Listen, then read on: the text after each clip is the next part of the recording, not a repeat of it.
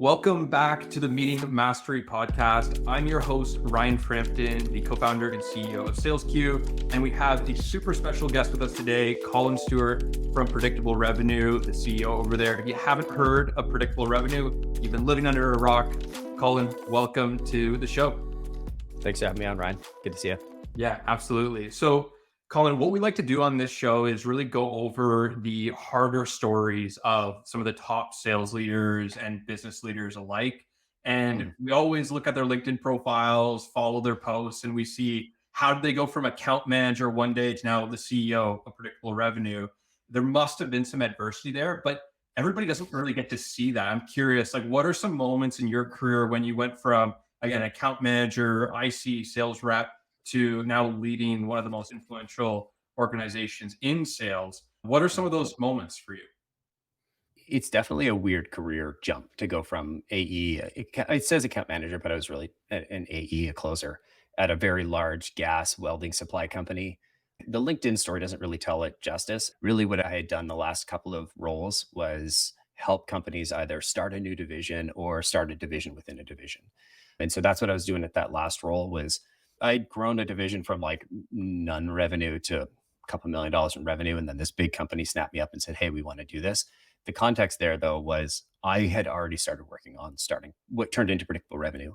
And so there's no magic trick to jumping from account manager to CEO other than just start your own thing. And I'd probably been working on it for about a year at that. I went from a smaller company where I was putting in 16, 17 hours a day, working hand in hand with the CEO, president, and learning as much as I possibly could to I needed a job where I wasn't working 17 hours a day just to keep it going. And so that's why I took the job with a bigger company because I knew I wanted to learn to code. I knew I needed to do all this these entrepreneur boot camps. I knew I needed to learn and I needed the space in my day to learn. And so if there was a secret, it's that it didn't just happen. It had been in the works for probably 2 or 3 years. Like I wanted to start my own thing for a very long time. And I just finally said, fuck it. And I just started working on it. Like we legally incorporated Predictable Revenue or the company that turned into Predictable Revenue. And I still was working full time for that last company. And in fairness, the only reason I was still there is I wanted to make sure I got my bonus and I was 240% of quota. And as an AE, I'm sure many people can relate. Like you're never sure if you're going to get that bonus that you deserve and are entitled to after you leave. Like I didn't know anything about the law or legalities or what a big company would or would not do. And so I was just like, feel like I just have to turtle up and wait. And that's what I did. And while I was doing that, I was working on PR. Love it. What sparked the idea for what became Predictable Revenue? I'm curious. There's tons of things that you could focus on building, but what made you focus on building specifically what you ended up actually bringing to market and becoming so successful? I think I'm old enough that I was using Maximizer and Act and Goldmine back in the day as CRMs. And if you're not familiar with them, they're basically programs that you had to install on your computer. And they had a database on the computer. And I remember when Salesforce launched, and maybe not launched, but I think we had to look at it in 2004, 2005. So they weren't brand new, but they weren't where they are today.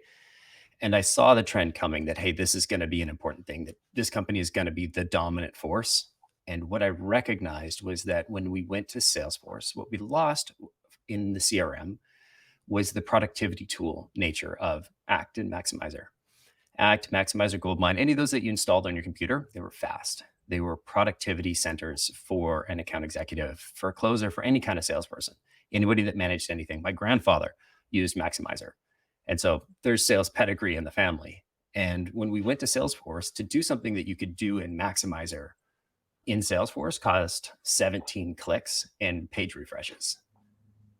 And if you think back to 2004, 2005, this is like Internet Explorer 4, 5, 6, something in that range. Like you're on a Windows XP box with less than a gig of RAM. Yeah. And it's slow. And so CRM had this moment where it was a sales productivity tool and it went to, and rightly as it should, a way of managers getting the dashboard so they could understand productivity, they could understand their pipeline metrics. And so for the sales management world, this was a huge explosion of, oh my gosh, we can finally get this data. But what I saw from a salesperson's perspective was we've lost this sales productivity element of it. And so that was the kind of insight that I had seen and noticed, and we started building that. And the first version was a CRM system, which was obviously a terrible idea. We had one customer, 18 months, it sucked. I mean, it was okay, but it just obviously it's not still around. Made it till 30 grand in ARR. What we pivoted into was called carb.io, and that was a sales engagement tool like SalesLoft and Outreach. I think that shows a lot around like sometimes you make the wrong bet, but it can lean into the right bets. Like I think it takes me back to when I graduated university, I always said like I'd never work for someone.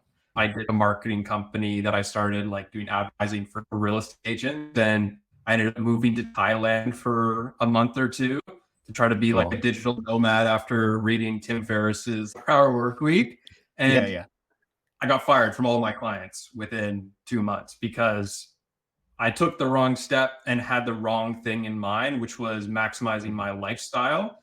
And in retrospect, I really should have leaned into the value I was providing to clients and trying to scale that up before trying to take that leap. But that also made me rethink like what I wanted in life and what I needed to do, which was go get a job, work for a tech company, learn.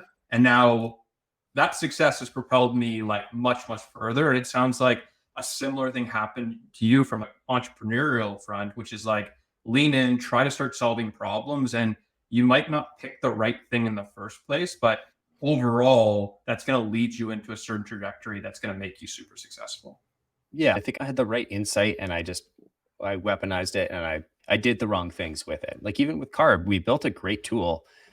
We just never prioritized the right things at the right time. And so you can be right, but also still fail. I built a couple other tech tools on the side. We've spent a lot of money for a company that's now predominantly services revenue. We spent a lot of money on building software. And so it's this unique Venn diagram of spent a ton of time in customer development interviews and interviewing sales leaders and understanding what is it they want and how do they see this and how do they see that. And then I've also had the experience of helping hundreds, maybe thousands, talking to thousands of companies for sure with their like early go to market strategy. And like I think our company has built over 1,000 SDR teams or Wow. helped with them. Like it's a lot. And so I've seen both companies that are companies that had extreme product market fit and the market was coming towards them. And we turned on one resource and we were one person in 2015 was booking 330 or 327 meetings in month one for this one customer we had because they had such extreme product market fit. The market was just coming towards them. Yeah. I've also had that company's direct competitor come to me a year later and say, hey, we want what they had. It's okay, cool. And then to see the impact of the same person, the same emails, the same list, the same process, produce a fraction of the results that it did for the first mover.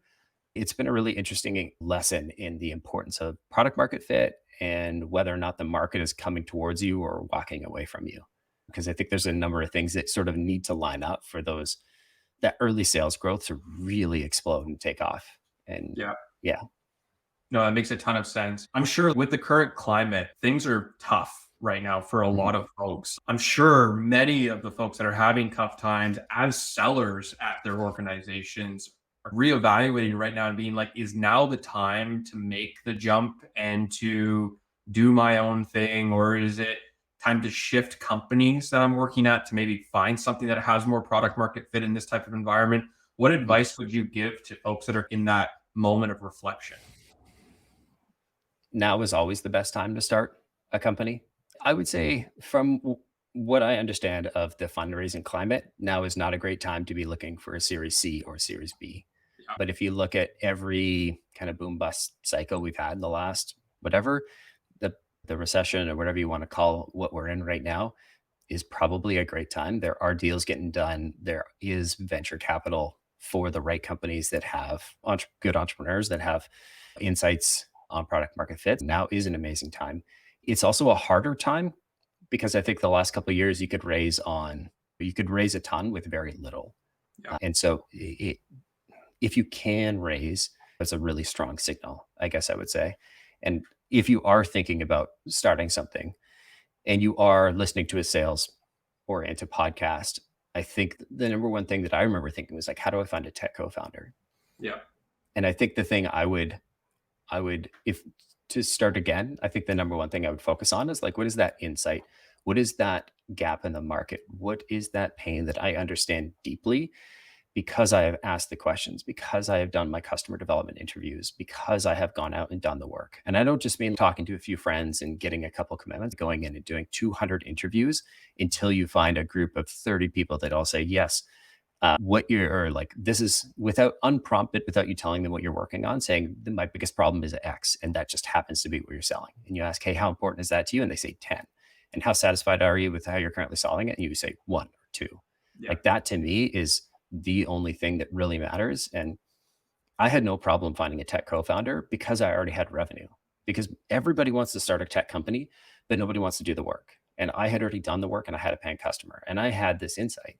And so that made all of these things so much easier for me. And I don't mean easier like it was easy for me, but it was, I still had to work and I still had to hustle, but it just made it attractive. Somebody to quit their job and go full time working on a crazy idea with some idiot salesperson. Yeah, no, It worked out okay. like I had a little bit of an advantage when I started SalesQ because I met my co-founder 6 years ago in university, who's genius on the tech side. But if I didn't meet him six years ago, it probably would have been a little bit more difficult. But with that Mhm. said, before Jordan even started writing a line of code for SalesQ, we already had three design partners that were like raising their hand, being like, I need this. So for him to commit the first time to build something with me and then it fail, it was hard to convince him, be like, hey, do you want to go on this ride again? And like how the first one went. And I think the biggest difference this time was like we were building something that people wanted, that were willing to pay for it up front, rather than coming up with an idea and then trying to bring it to market afterwards. I think that's the wrong way to think about it. 100%. And I think a lot of people think that's entrepreneurship is I'm just going to think of these ideas. And it's good to have these ideas and have these insights. What you need to do is back them up and validate them or invalidate them more likely by doing customer research. And like I said, 200 interviews where you're not skewing the sample like I did. Because with the first CRM company I did, I held my screenshots that I had darked up and I was like, hey, what do you think? And they're like, oh Yep. yeah, it looks cool. Pat on the back. It looks really smart. Great idea. And then when I went back, I'm like, "Hey, we built this. Do you want to buy it?" And they're like, No, I would never pay for that." I was Yeah. like, "Oh, Lying to yourself in the moment feels good, but it's never mhm, the right thing to do. You always need to be super honest with not only your customers, of course, but even more mhm, important is like yourself, because you're just going to waste your time and waste their time if you don't actually go into that with eyes wide open. totally." For sure. One thing we like to do, Colin, on the Meeting Mastery podcast is hear a little bit around like what top business leaders and sales leaders alike are really finding that is important to carry out in the deal process. Curious, from your perspective, you're seeing a ton of companies right now, how they're interacting with their clients, what they're putting an emphasis on to be Mhm. successful through this climate. What are you finding like really critical to be carrying out on in a sales process today? Yeah, I think everybody's looking, and fair enough. I think everybody's looking very short term right now. Yeah. We see a number of people, a number of companies pulling back on hiring and staffing and go to market investments. And I think that's normal in a recession like this. I think it puts a lot of pressure on everybody. I think this is pretty common across if you're part of a go to market team or rev team or whatever it is. I think that's a common, probably most people are probably in a similar situation. One of the things that we've learned over the last, or I've learned specifically over the last 11 years, is that trying to bring a new product to market, trying to onboard a new go to market channel, there's four things you need to do. And especially with outbound, half your revenue is going to come from the first three, and the other half is going to come from the last one. And you got to do all four, or you got to do all three to get the first one. Then you got to do the fourth one to get the second half of the revenue. And that's, yeah, it's the new methodology. We haven't really talked about it too much, and I'm still working on it, but it's basically meet, disco, manage, nurture. So obviously you need meetings, right? You need a, whether it's your AEs or your SDRs or whoever's booking those meetings, you need to be generating meetings with companies that aren't going to inbound to you or aren't necessarily going to click on a form fill and book some time on your calendar. And so you need a process and a way for creating these meetings. Once you have that, like I think a lot of companies just get that and they're like, okay, we're good. Send those to the AEs and we're off to the races. But what happens is the next step is you got to look at your AEs and are they doing a strong disco call? And what we see a lot is especially in software, especially if the AE has been accustomed to getting a high volume of inbound leads. Just going to whip my deck out. Let me show you my deck. And it's like the first thing that they want to pull out. You're like, okay, sure, you want to demo the product, but probably not now. Like, I think you need to run a strong discovery process first and make sure you're asking good questions and making sure you understand where you're really at in a deal, a bit of a methodology and a process for running those disco calls. And if you have that, then the next step is making sure that you're managing your pipeline effectively. And that's customer verifiable outcomes for your pipeline stages and having a qualification methodology, whatever it is. I'm a big fan of MEDPIC or MEDIC, but you can use BANT or whatever it is. And I think those first three, if you are consistently booking meetings, if your AEs are running a consistent discovery process, and as a founder, CEO, sales manager, you're running an effective sales management process that involves one-on-ones, call review, call scoring with your AEs, and you're holding them accountable to following the discovery call process and the account management and the pipeline process. That's how you get that first half of revenue from outbound. And I think the insight there is these three things are a chain link system. And a chain link system, if you break one of the links, it's going to multiply all the results by 0, right? And so those first three is how you get the first half of revenue from outbound. And then what you got to consider is with outbound, you're reaching people with inbound, people are motivated to come and see you, right? They're motivated because they clicked on a button to do a thing, but they may not necessarily be qualified. With outbound, you get to flip that on its head. They are hopefully qualified because you've modeled the lists and the target accounts that you're going after your best customers, after your biggest paying customers, after the people most likely to buy, but you're reaching them at any stage in the buying cycle. And so if you say 5% of the market is ready to buy right now, you book 20 meetings, 1 in 20 is going to be ready to buy right now. That means you have 19 out of 20 conversations to continue working. And this is where, if you are doing strong discovery and strong pipeline management, then you have the information you need to do a really strong nurture. And this is the 19 out of 20 meetings. If you're booking 20 meetings in a month, 19 out of 20 are going to need to be nurtured. You're going to work through them. They're going to go through your pipeline, close, loss, nurture, whatever your account statuses are. Having a really strong nurture program is a tiny little pot of gold that slowly fills up and produces like incredible commissions. And so if you're a seller, the nurture campaigns are where it's at. If you want to run an effective nurture campaign, you really have to have strong pipeline management process so that you can tell yourself, your future self, okay, nurture next step. What am I going to do with this? And making sure you've got next steps and a next action date on every single opportunity, closed, lost, or active or otherwise. And so if you are a seller, that's your little pot of gold. If you are a sales leader or somebody who's in a sales leadership role, the takeaway is that it's all 4 of these things if you really want to maximize the value you're producing from outbound. And I think right now that's probably the thing that's top of everybody's mind. Yeah. I think it's likely one of the biggest reasons why folks think outbound doesn't work after they've been building their company off of like a big tailwind from inbound. They switch to outbound and they don't realize that there's that third step and how the change of mindset you need in the first 3. I love that. I think that's super important. Yeah, especially, you could just walk through it right from the top of the funnel. If your AEs are treating these like inbounds, like I've seen this, they're like, oh, no project in the next 90 days, bad lead, Bye. never touch them again. And I'm like, oh, come on, you're killing me. And then you look and the next AE does an amazing discovery call. And then there's no follow-up. They don't book a call on the next call. There's no sales manager that's okay. What step are they at? I had a call with a customer the other day and I was like, show me your pipeline. They had 668 opportunities in their pipeline. I was like, these aren't real. Like, how many of them are real ops? Oh, probably 20. It's okay. Well, then how the hell are you managing and prioritizing what you work on? Because so much of the sale happens after you're on the call and the work of where you decide to spend your time. And so how do you know where to invest your time as a seller if you don't have good information? And if you're that seller's sales leader, how do you know how to coach them and where to direct your coaching activities and investments if you don't have good information of where deals are falling off and where your AE's biggest gaps are? Yeah. I even talk to a lot of sellers that will reach out to different prospects that respond from a prospecting setting being like, hey, we don't actually have any budget. And therefore they try to disqualify them right there. From an inbound side, maybe, but outbound, They get on the call, then they're like, hey, we don't have budget for software, but we definitely have budget to solve this specific problem. And I didn't really Cool. even know that's what you were solving. So don't be too quick, especially in this economy, to disqualify people due to no budget for software. Understand their problem set and how much willingness they are to pay for it and go from there. You'd be surprised in how many more people you can talk to. Because if you're disqualifying people off of budget alone right now, you're not talking to anybody. Yeah. That's a good thing to keep in mind. I've been through the cycles like this before, and nobody has budget.